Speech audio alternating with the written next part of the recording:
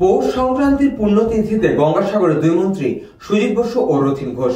গঙ্গাসাগর মেলা ও পৌষ সংক্রান্তির পুণ্যতিথিতে গঙ্গাসাগরে দূর দূরান্ত থেকে ভক্তদের সমাগম ভোর থেকে শুরু হয়েছে। পুণ্যস্নানের পাশাপাশি কপিলমুনির আশ্রমে চলছে দর্শন। রাজ্য সরকারের তরফ থেকে সমস্ত রকমের বন্দোবস্ত করা হয়েছে গঙ্গাসাগরে। পুণ্য স্নানে যাতে কোনো রকমের বাধা না আসে তার জন্য তৎপর প্রশাসন।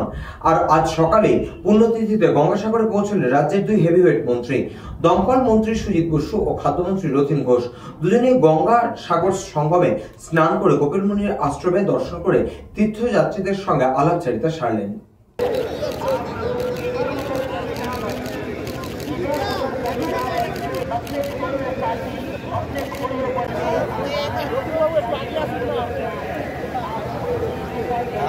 প্রথমেই বলবো, মকর সংক্রান্তি উপলক্ষে সকল পুণ্যার্থীদের প্রণাম, শ্রদ্ধা, অনেক শুভেচ্ছা। আর রাজ্য সরকারের পক্ষ থেকে খুবই ভালো অ্যারেঞ্জমেন্ট।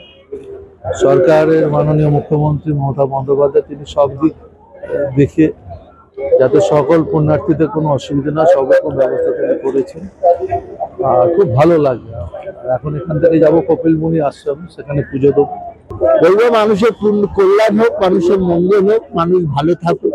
আমরা সকলে মিলে একটা বাংলা নতুন ভাবে যেটা মাননীয় মুখ্যমন্ত্রী গড়ার চেষ্টা করছে, সেটাই যেন সেই বাংলা গড়তে পারি।